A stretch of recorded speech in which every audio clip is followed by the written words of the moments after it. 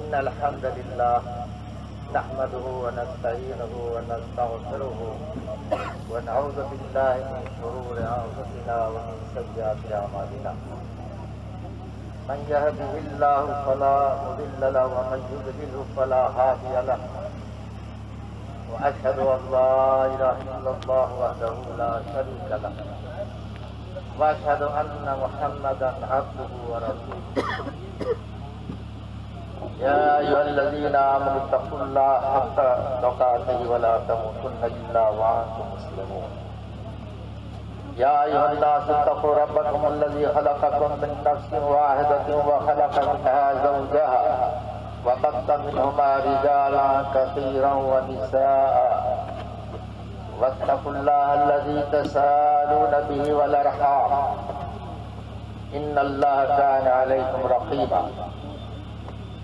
या अय्युहल्लज़ीना आमनु तक़ुल्लाह व क़ूलू क़ौलन सदीदा युस्लिह लकुम अअमालकुम व यग़फ़िर लकुम ज़ुनूबकुम व मन युतिइल्लाह व रसूलहु फ़क़द फ़ाज़ फ़ौज़न अज़ीमा अम्मा बअद फ़इन्न खैरल हदीस किताबुल्लाह व खैरल हदी हदी मुहम्मद सल्लल्लाहु अलैहि वसल्लम वशर्रल उमूरि मुहदसातुहा व कुल्लु मुहदसतिन बिदअह व कुल्लु बिदअतिन दलाला व कुल्लु दलालतिन फिन्नार अऊज़ु बिल्लाहिस समीइल अलीम मिनश शैतानिर रजीम बिस्मिल्लाहिर रहमानिर रहीम या अय्युहन्नासु उ'बुदू रब्बकुमुल्लज़ी ख़लक़कुम वल्लज़ीना मिन क़ब्लिकुम लअल्लकुम तत्तक़ून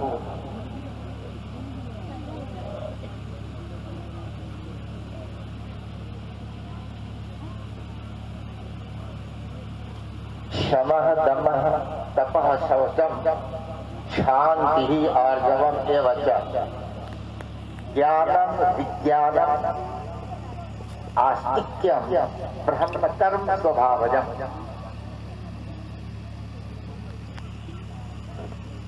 शौर्यं तेजः प्रीतिः दाक्षयं युद्धे च अपि अपलायनम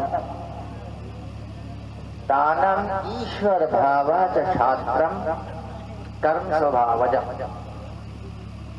कृषि गोरक्ष्यम वाणिज्यम वैश्यस्य स्वभावजम परिचर्यात्मकम कम कर्म शूद्रस्य अपि स्वभावजम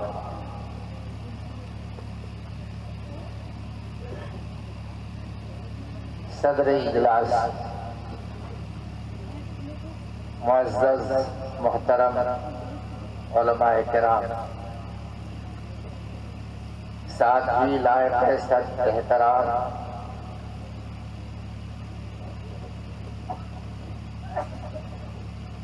हाज़रीन इजलास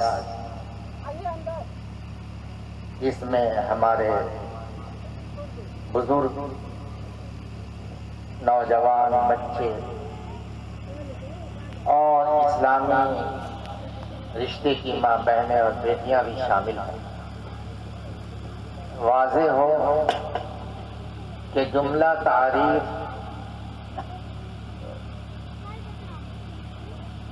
अल्लाह के लिए लायक है जो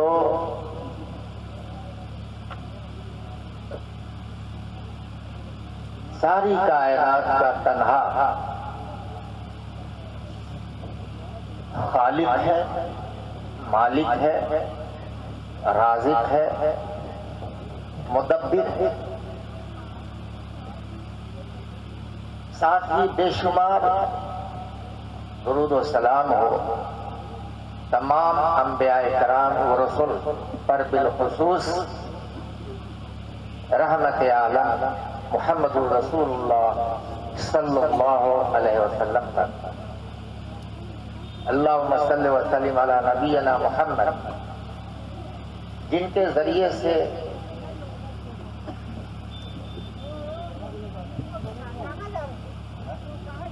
हम तक यानी इंसानों तक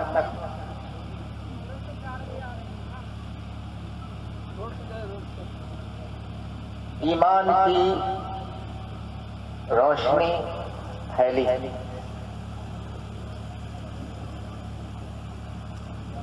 उनमें से आज भी बेहतरीन इंसान है जो उस ईमान की रोशनी से महरूम है।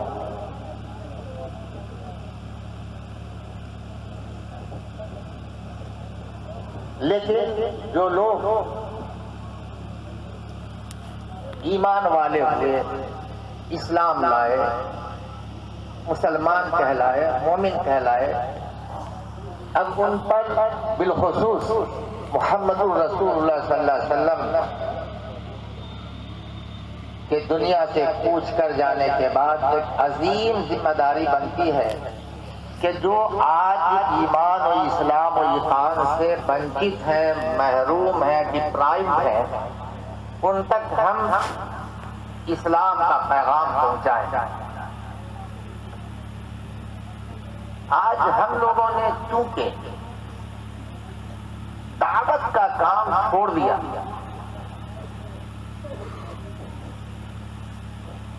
या जिसकी अमानत हमारे पास थी उसकी अमानत को हमने उस तक नहीं पहुंचाया जिसकी पादाश में आलमी सतह पर मुसलमानों पर आज उस्ताद पड़ी है, जिल्लत और रुसवाई का बादल छाया हुआ है।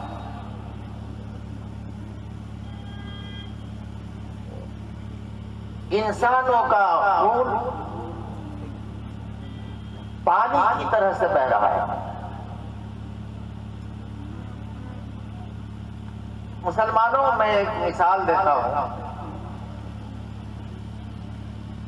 आपकी मिसाल उस काश्तकार की तरह है जो खेतों में जाता है। खेतों के अंदर जो कटीले झाड़ियां हैं, घास है, जंगलात है, उसकी आप निकौनी करते हैं, उस खेत की सफाई करते हैं, फिर आप उस खेत से लहलाती हुई फसल की तवक्को करते हैं, तवक्को रखते हैं। लेकिन एक काश्तकार, एक किसान, एक खेतीहर अपने खेत में साल, 2 साल, 3 साल, 4 साल तक अगर न जाए तो उस खेत में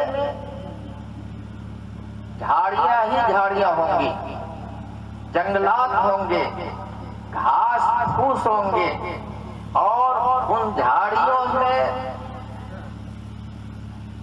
जहरीले जानवरों का बसेरा होगा।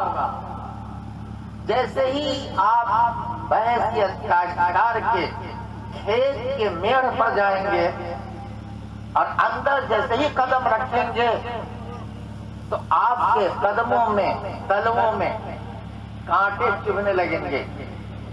बहुत मुमकिन है, ऐन मुमकिन है कि कोई जहरीला जानवर आपको डस भी ले। भारत के अंदर हम मुसलमानों ने बिलखुसूस बिरादरान वतन तक जो हमारी खेतियां हैं, हम काश्तकार हैं, ये बिरादरान वतन मोमिनों की खेतियां हैं, ये खेत हैं। हमने उनके अंदर जाकर उन्हें इस्लाम की खूबी, इस्लाम की अजमत नहीं बताई, जिसके नतीजे में वो आज हमारे लिए खारदार झाड़ियां बने हुए हैं, हमारे लिए जहरीले जानवर बन चुके हुए हैं। उनकी गलती ये नहीं है, ये गलती हम मुसलमानों की है, जो ये मुसीबतें हम पर आ रही हैं उनकी तरफ से। वो बेचारे गैर मुस्लिम भाई, हमारे हिंदू भाई, हमारे ईसाई भाई, हमारे ये बुद्धिस्ट भाई, ये बेचारे शूद्र, ये बेचारे ब्राह्मण, ये बेचारे क्षत्रिय, ये बेचारे काले गोरे इंसान हमें नहीं पहचान सके, न हमारे इस्लाम को पहचान सके। और एक हकीकत और मैं बता दूं कि जिस इस्लाम को सहाबा ने कबूल किया था, आज इस्लामी मुआशरे में, मुसलमानों के मुआशरे में इल्ला माशाअल्लाह आज उस इस्लाम की अक्कासी नहीं है, नहीं है, नहीं है। हम मुसलमानों ने गैर मुस्लिम भाइयों से उनका कल्चर सीखा, उनके रस्मों रिवाज को, देवमालाई रसूमात को अपने अंदर शामिल कर रखा है। वक्त नहीं जो मैं बताऊं, ऐसे ऐसे मुशरिकाना, हिंदुआना आज मुसलमानों के मुआशरे में मुख्तलिफ अकेजन पर, मौके पर वो रसूमात जी राइज हैं, और हम मुसलमान इल्ला माशाअल्लाह फर्ज से भी ज्यादा उसको अहमियत देकर दांतों से उसको चिमटा के पकड़ रखा है, सीने से लगा के रखा है।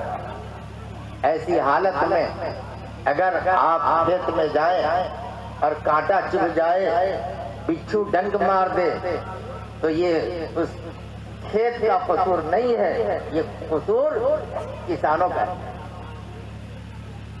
आइए आज के इस इजलास में हमारे गैर मुस्लिम भाई, पता नहीं है कि नहीं, और मुतज़मीन से मैं बारहा कहता हूँ कि व्यक्तिगत रूप से इनफरादी तौर पर उनको दावत दीजिए और अपने इस सभा में उनको आमंत्रित कीजिए, उनको बुलाइए।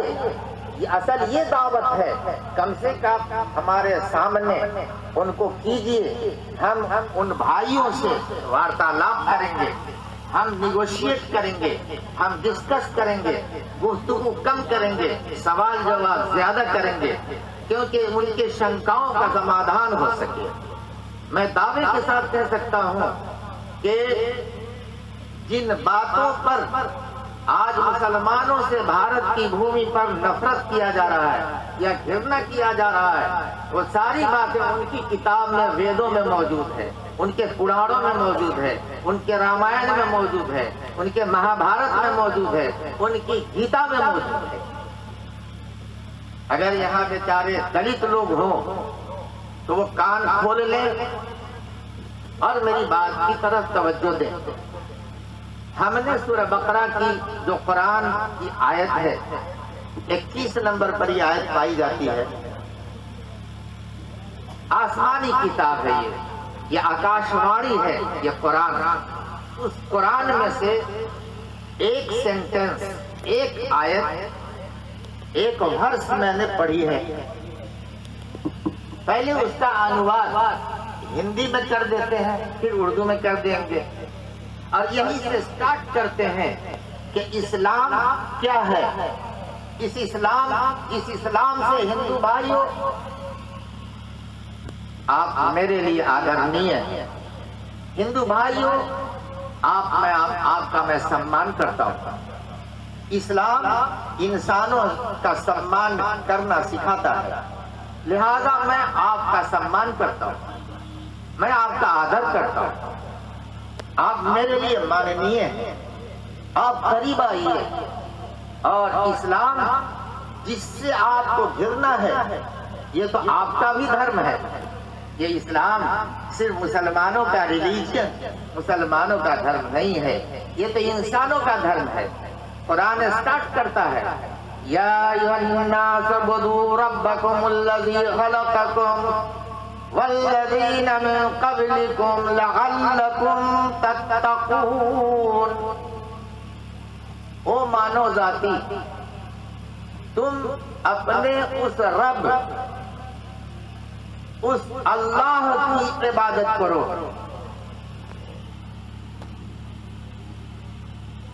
उस रब की इबादत करो, उस पालनहार की इबादत करो, उस स्वामी की भक्ति करो, उस अपने पालनहार और सरसता की स्तुति करो, आराधना करो, उपासना करो, उसी की ही पूजा करो जिसने तुमको जन्म दिया है, जिसने तुमको पैदा किया है, जिसने तुमको अस्तित्व प्रदान किया है।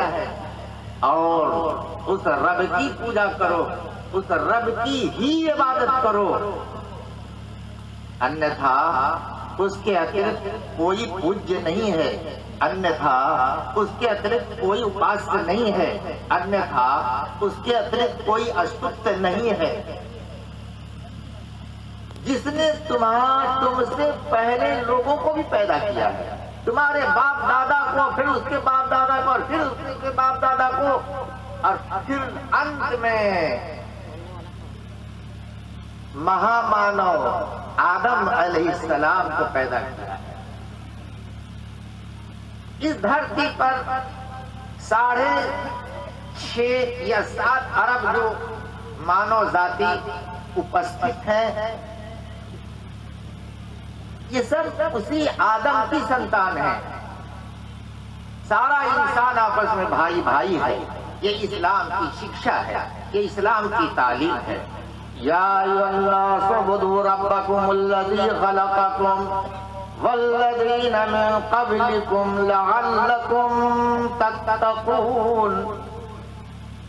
इंसान को अल्लाह ताला कह रहा कुरान में, इस्लाम का कुरान, अल्लाह का कुरान, मुसलमानों का कुरान क्या कह रहा है? ऐ मुसलमानों, तुम अल्लाह की उस रब की इबादत करो जिसने तुमको पैदा किया। ऐसा नहीं कह रहा अल्लाह। अल्लाह कह रहा है, ओ मानव जाति, ओ मनुष्यगण, ओ आदम की संतान सुन ले, ओ आदम के बेटे और बेटियां तुम सब सुन लो, ओ हिंदुओं सुन लो, ओ बुद्धिस्टों सुन लो, ओ जैनियों तुम भी सुन के जाओ, ओ यहूदियों तुम भी सुन लो। तुम सब मिलकर ओ इंसानों उस रब की इबादत करो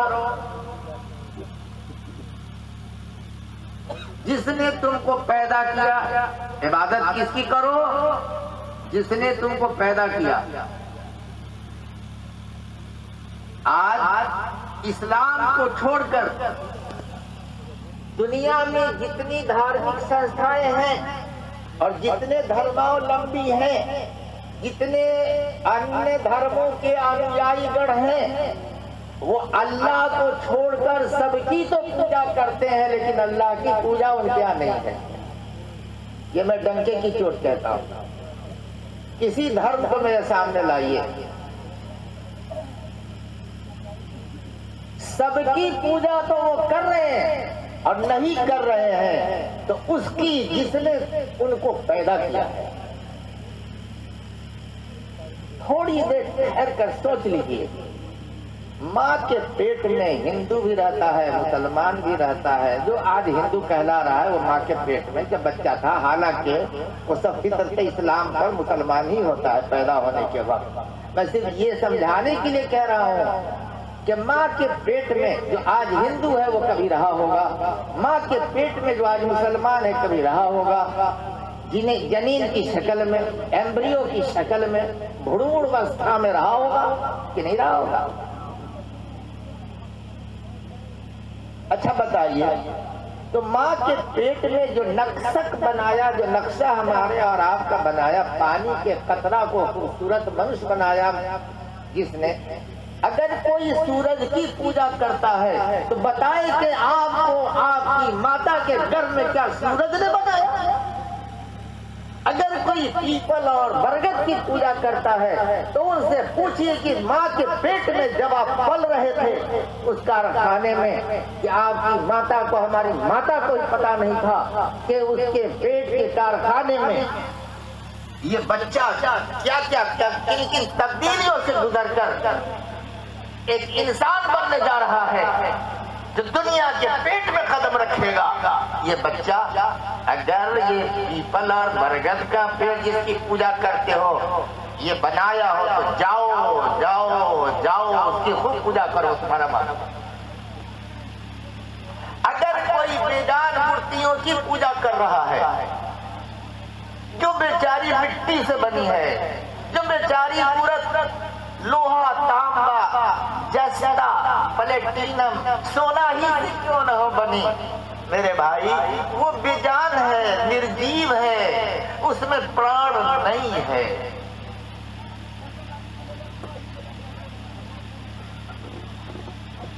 नकली बाबाओं को लोगों ने भगवान बना दिया और उसका नारा लगाता था, धन धन सतगुरु एक तेरा ही आसरा। अभी बेचारा अपने लिए आसरा नहीं बन रहा है, तेरे लिए क्या आसरा था।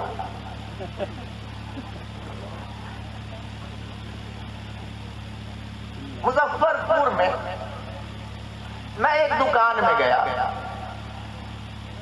ताकचे में ऊपर हिंदू की दुकान थी, हिंदू भाई की मूर्ति पड़ी थी जिसको अगरबत्ती जला रहा था, दिखला रहा था। मैंने कहा भैया कभी संयोगवश अगर वो मूर्ति नीचे गिर जाएगी तो अपने से खुद से उठ के चली जाएगी ना उसमें। हंसने लगा।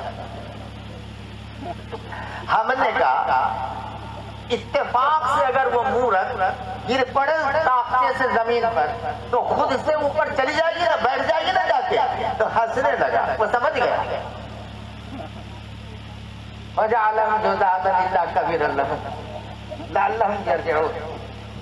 हजरत इब्राहिम ने यही कहा था, तो मैंने यही जवाब उससे सवाल किया, हंसने लगा। कहा कैसे चल जाते हो में, हम कभी जो मूर्त जिसको अभी गुहार लगा रहे हो गिर जाने पर खुद से ऊपर नहीं जा सकती तो तुम्हारी मदद और तुम्हारी सहायता ये क्या कर सकती है? नहीं कर सकती। आइए देखें, या अय्युहन्नास उ'बुदू रब्बकुमुल्लज़ी खलक़कुम वल्लज़ीना मिन क़ब्लिकुम लअल्लकुम तत्तक़ून। सूरतुज़ ज़ारियात वर्स नंबर 56 आयत नंबर 56, एक छोटी सी आयत। प्रिय हिंदू भाइयों, आओ इस्लाम को समझो। ये मुसलमानों का धर्म नहीं है, ये इंसानों का धर्म है, इंसानों का मजहब। वमा खलक़तुल जिन्न वल इंसा इल्ला लियअबुदून। मैंने जिन्नों को और मानव को, इंसानों को अपनी इबादत, अपनी पूजा, अपनी उपासना के लिए पैदा किया है। अल्लाह ने ये नहीं कहा कि हमने सिर्फ मुसलमानों को अपनी इबादत के लिए पैदा किया है। जो अल्लाह पर ईमान ले आया, अंतिम ईश दूत महर्षि मोहम्मद सल्लल्लाहु अलैहि वसल्लम पर जो ईमान ले आया वो तो मुसलमान हो ही गया। बाकी कुरान कह रहा है कि मैंने जितने इंसान हैं सबको अपनी भक्ति के लिए, अपनी इबादत के लिए पैदा किया।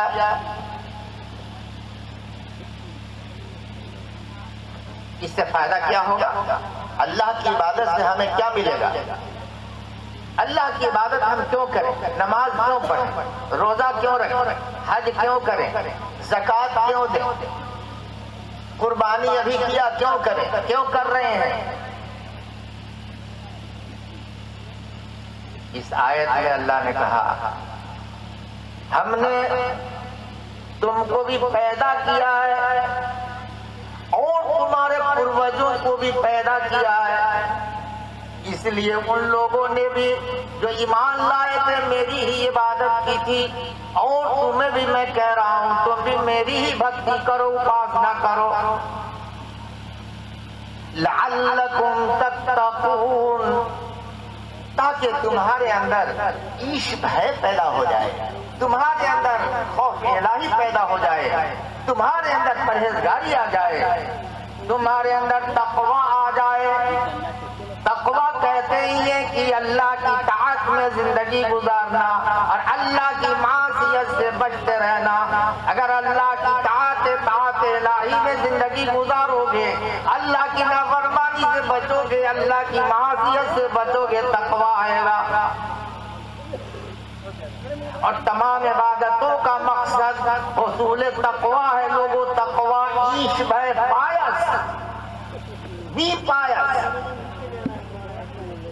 रिकॉर्डिंग ना करो।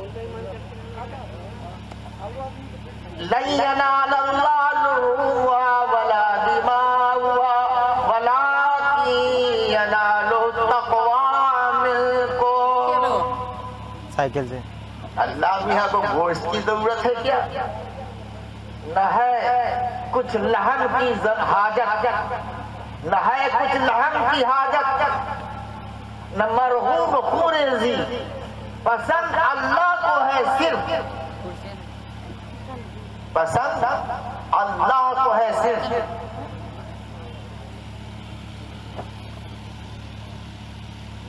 पसंद अल्लाह को, पसंद अल्लाह को है सिर्फ दिल तकवा की आवेज़ी।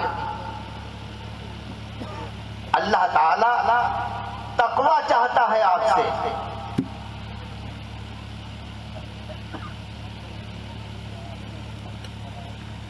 अल्लाह ताला आपसे तकवा चाहता है। खुरेजी मकसद नहीं है इस्लाम में, जानवर को ज़बह करके, और न गोश्त की जरूरत है अल्लाह को, न खून की जरूरत है अल्लाह को। आपके दिल को अल्लाह देखता है। इसलिए कि अल्लाह के नबी सल्लल्लाहु अलैहि वसल्लम कहते हैं कि खुशदिली से कुर्बानी करो, तकवा अख्तियार करके कुर्बानी करो। यहाँ पर बात आ गई खत्म। अगली आयत में है, हमने जिन और इंसान को अपनी इबादत के लिए पैदा किया। अब यहाँ पर इस्लाम की सबसे बड़ी खूबी,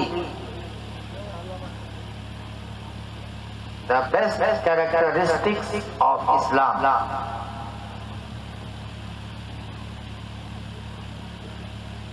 श्रेष्ठ विशेषता इस्लाम का, जो इस्लाम के अलावा किसी धर्म में नहीं। आज की तारीख में किसी धर्म में नहीं है। इबादत और पूजा और भक्ति और उपासना के नाम पर अल्लाह को छोड़कर गैरुल्लाह की पूजा की जाती है और अपने हृदय को जबरन संतुष्ट किया जाता है कि हमने ईश्वर की पूजा करी, अल्लाह की इबादत करी। दिल मुतमईन नहीं है उनको खुद अपनी पूजा से। जिन की ये पूजा करते हैं उन पूजा से उनको संतुष्टि नहीं है, संतुष्टि नहीं है, संतुष्टि नहीं है।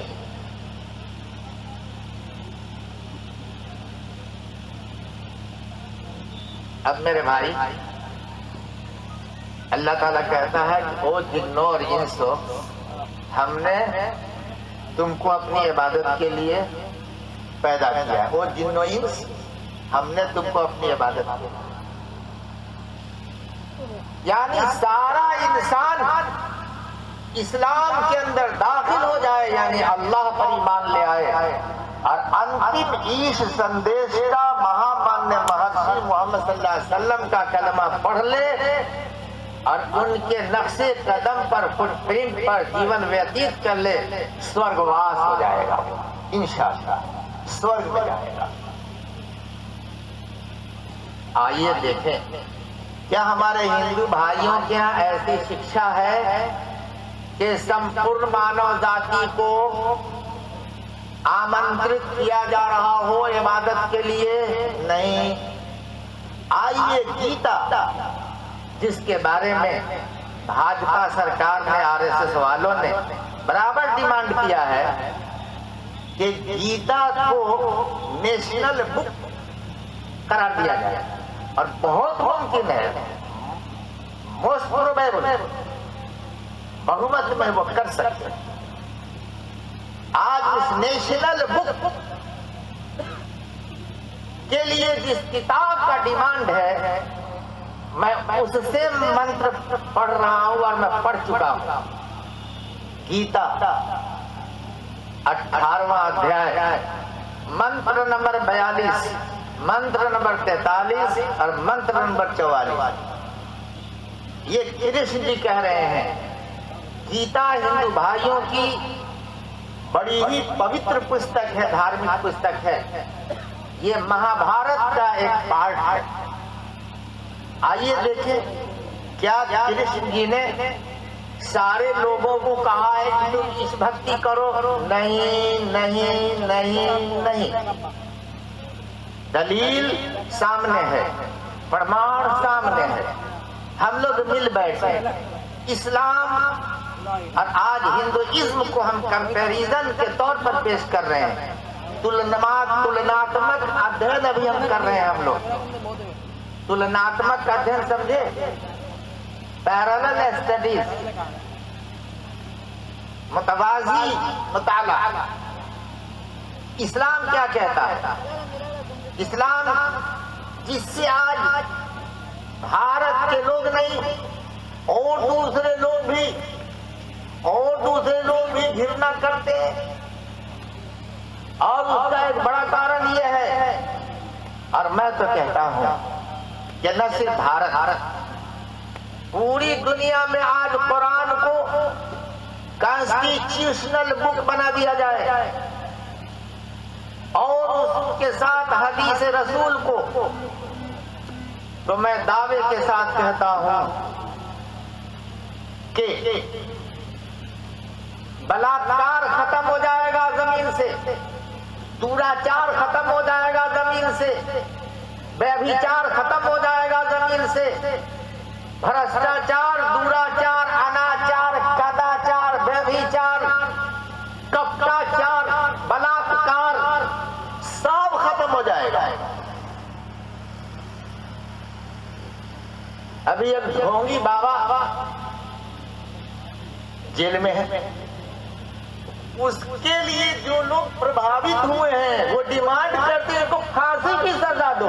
कुरान ने 1400 साल पहले फांसी का प्रावधान रख दिया है, इसको रद्द कर देना है।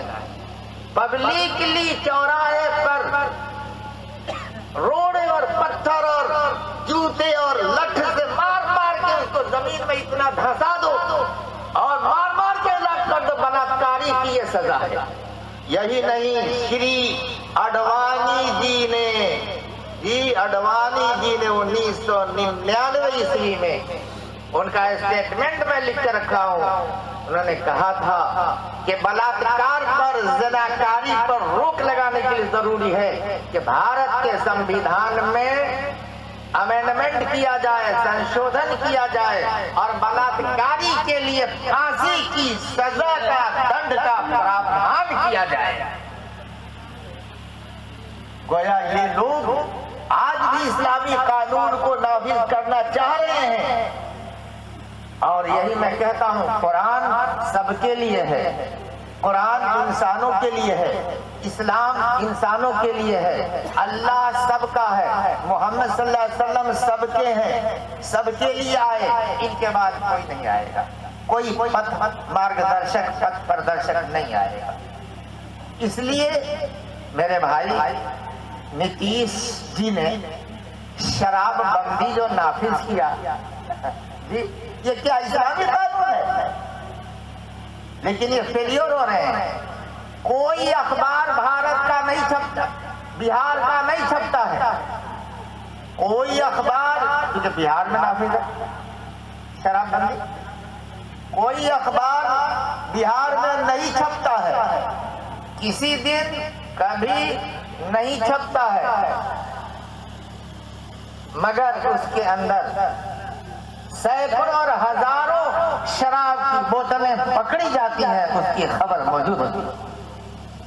क्यों? इस्लाम ने यहाँ बदला है, यहाँ इस दुनिया को बदला है,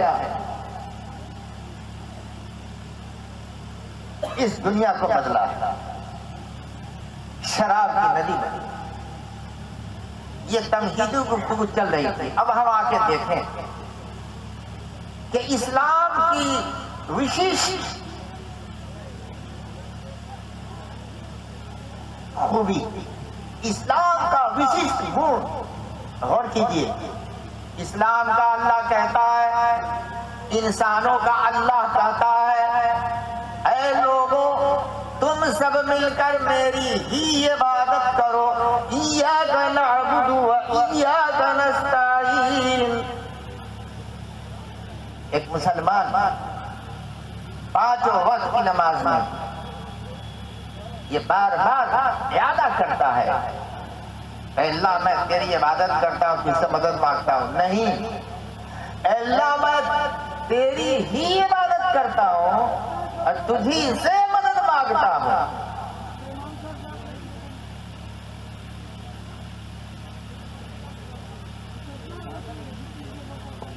नाबुदका नस्तईनुका ऐसा नहीं है। अल्लाह मैं तेरी ही इबादत करता हूँ। इंसानों का अल्लाह कहता है तुम सब मिलकर मेरी इबादत करो। ये कॉलिंग अल्लाह की तरफ से है सारे इंसानों के लिए।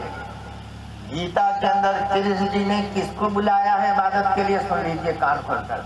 और हरिजन लोग अगर हैं इस गांव में तो वो भी कान खोल कर सुने। और मैं तो कहता हूँ जितने हरिजन हैं यहाँ पर, अभी मंच पर हमारे जगह खाली है, यहाँ चले आइए, ऊपर बैठिए। हम आपको अपने मंच पर बगल में बैठाएंगे। कोई भी हरिजन अगर हो तो यहाँ पर चले आइए, बैठिए, बिना झिझक बैठिए और सुन के जाइए। जिस कृष्ण भगवान की आप पूजा करते हैं, मैं हरिजनों से भी मुखातब हूँ, जिसमें बेचारे रविदास आते हैं, पासवान आते हैं, महार वाले आते हैं, हलालखोर आते हैं, मेहतर आते हैं। ये जो बेचारे हैं हरिजन, शूद्र जिनको वेदों में पुराणों में कहा गया और राजनेताओं ने उनको ठगने के लिए शूद्र महात्मा जी गांधी जी का दिया हुआ नाम हरिजन को ही खत्म किया और नाम रख दिया है दलित। नाम रख दिया है दलित, जिसको ठेठ भाषा में हम लोग कहते हैं देहात में दलित दर। ये तो और खराब हो गया। दरिद्र उसी को दलित कहते हैं, दरिद्र को दलित कहते हैं। मेरे हरिजन भाइयों, मैं तो आपका सम्मान करता हूँ, आप मेरे भाई हैं, हमारे यहाँ समान अधिकार है। ये वो आसन है, मनुस्मृति में लिखा हुआ है, वो मंत्र जरा सा मैं पढ़ दो। हिंदुइज्म और इस्लामिज्म, हमारे हरिजन भाई की सजा देखिए। मनुस्मृति हिंदू भाइयों के धर्म की नाक है। मनुस्मृति किताब जैसे अपने यहाँ हदीसों में बुखारी शरीफ की पोजीशन है, उसी तरह से इनके यहाँ मनु का कानून है, मनु के द्वारा दिया गया संविधान है। जिस किताब को आरएसएस वालों ने सन 1949 ईस्वी में जनवरी महीने का जो उनका ऑर्गेनाइजर निकला था अखबार, उसमें डिमांड किया था, जब भारत के संविधान का हतमी फैसला हुआ, आईन का हतमी फैसला हो गया कि ये संविधान में डाल दिया जाएगा, अब इसको ऐवान में डालकर इसको पास कर लिया जाएगा, तब आरएसएस वालों ने सन 1949 ईस्वी को जी जनवरी के महीने का अखबार निकला था, ऑर्गेनाइजर, उनका अखबार का नाम है ऑर्गेनाइजर। उसमें डिमांड किया था उन लोगों ने कि ये जो संविधान भारत का बनाया गया है आजादी के बाद, इसको लागू न किया जाए, बल्कि मनुस्मृति को भारत का संविधान बना दिया। अब मनुस्मृति का हाल क्या है वो जरा देखिए। मनुस्मृति हमने जैसे अपने दलित भाइयों को इसे स्टेज पर बुलाया। हमारे स्टेज का कुछ न बिगड़ेगा उनके चढ़ने से बैठने से, न हमारे वकार में और हमारे प्रेस्टीज में कोई अंतर नहीं। हम इंसानों से मोहब्बत करते हैं। हमारे और आपके दलित भाइयों सबके अंतिम इष्टदूत मोहम्मद सल्लल्लाहु अलैहि वसल्लम ने आप जैसे दलितों को अपने बगल में चिटाई पर बैठाया, बगल में अपने चिटाई पर बैठाया। मनुस्मृति जिसको संविधान की पुस्तक बनाने के लिए डिमांड किया था आरएसएस वालों ने, उसके अध्याय नंबर 8 और मंत्र नंबर 272 को पढ़िए और मंत्र नंबर 281 को पढ़िए। हम 281 का मंत्र पढ़ते हैं पहले। सहासनम भी प्रसरो कृष्टस्या कृष्टजः कट्याम कृतांगो निर्वास्य स्पिचम।